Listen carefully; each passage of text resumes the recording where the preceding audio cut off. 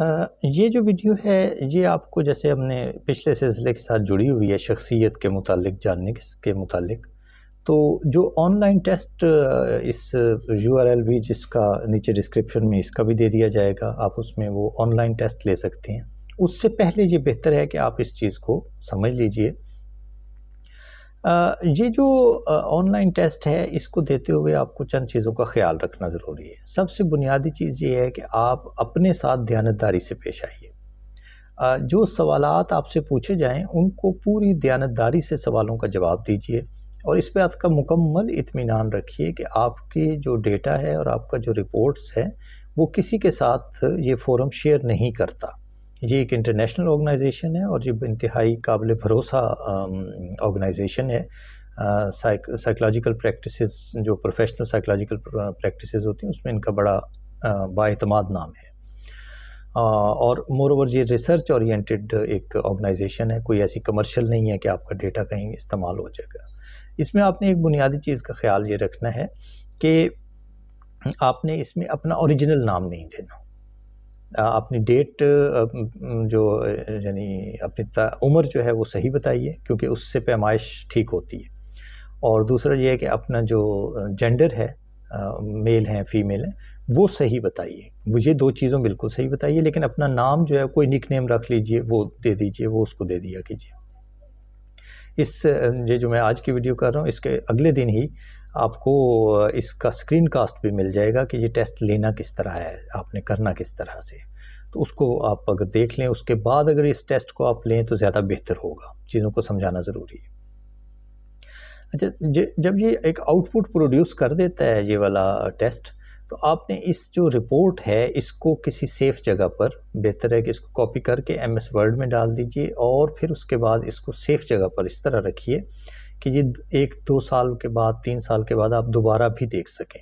बेहतर ये होगा कि आप इसको गूगल क्लाउड में, गूगल ड्राइव में या माइक्रोसॉफ्ट के वन ड्राइव में रख दीजिए, ताकि आप और उसके ऊपर डेट के साथ डालिए कि ये फ़लाँ डेट की रिपोर्ट है।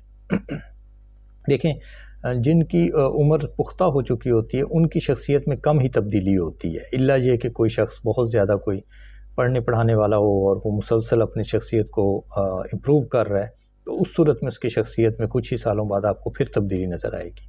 वरना बिलअमूम बहुत बड़ी अक्सरियत जो होती है वो एक ख़ास उम्र के बाद, 30 साल के बाद कम ही इम्कान होता है कि उसकी शख्सियत में कोई तब्दीली आए।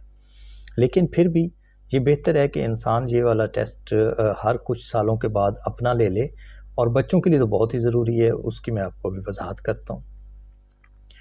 बच्चों के लिए देखिए, आपने इस टेस्ट को बेहतर होगा कि अगर तो बच्चे इस उम्र में हैं कि जिसमें अभी वो ख़ुद समझ सकते हैं, 8वीं 9वीं 10वीं क्लास में हैं, इंग्लिश को समझ सकते हैं, तो बेहतर ये होगा कि आप उनको समझाइए उर्दू में और फिर उन्हें कहिए कि बेटे आप ये टेस्ट लें, आप टेस्ट को करें और उसके बाद उस रिपोर्ट को जो है वो आप ख़ुद सेव कर लीजिए। अच्छा, अगर बच्चे इससे भी छोटे हैं और आप उनका अंदाज़ा करना चाहते हैं तो इस ज़िमन में ये किया जा सकता है कि एक तो आप यानी उसका टेस्ट जो है ना बच्चे के बिहाफ पर आप ख़ुद लें, लेकिन उसकी मदर और फादर दोनों मिलकर बैठें, म्यूचुअल कंसेंट से एक दूसरे से पूछ के कि ये हमारा बच्चा इस सवाल का क्या महसूस होता है, क्या करता है ये आपका। लेकिन इस रिपोर्ट को आपने बिल्कुल खालिस नहीं समझना, इब्तदाई रिपोर्ट समझना है, क्योंकि इसमें बहुत सारी आपकी अपनी राय होंगी और ज़ाहिर है हम में से बमा मेरे, मैं भी कोई साइकोलॉजी का एक्सपर्ट तो नहीं हूँ। थोड़ी बहुत कोई किसी ज़िंदगी में कोई जॉब कर रहे थे तो वहाँ पर कुछ ट्रेनिंग ऐसी हुई जिसकी वजह से कुछ मुझे इसकी समझ है, वरना ज़ाहिर है मैं प्रोफेशनल नहीं हूँ।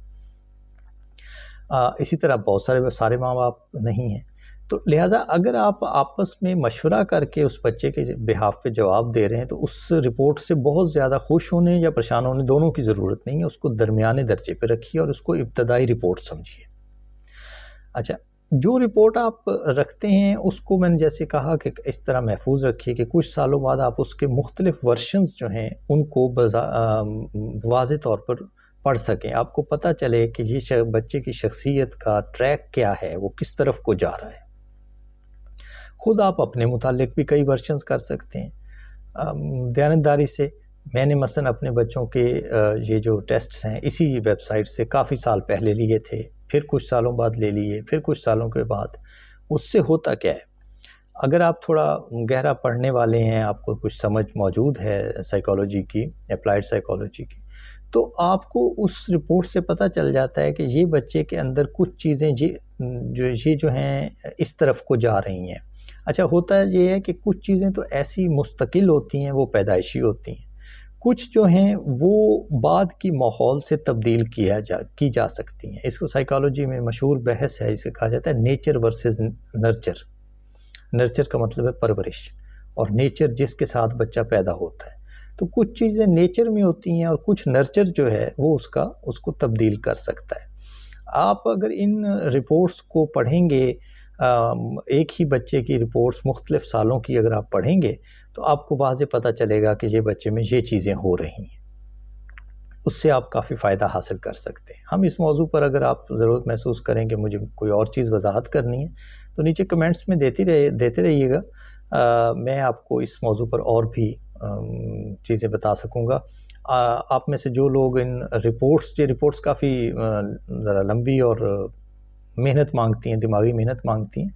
अगरचे मैं ये नहीं कर सकता, इतना वक्त नहीं होता मेरे पास, लेकिन फिर भी अगर चंद दोस्त उसको मुझसे समझना चाहें तो नीचे कमेंट्स में पूछ लिया करें, या मुझसे अगर मेरे कहीं मिलना चाहें तो मुझसे मिल लीजिएगा, मैं शायद आपको कुछ मदद कर सकूं। कल ही इसकी जो स्क्रीन कास्ट है कि ये इस टेस्ट का, वो भी आपके सामने आ जाएगा, उसको देख लीजिएगा। आज के लिए इतना ही, शुक्रिया।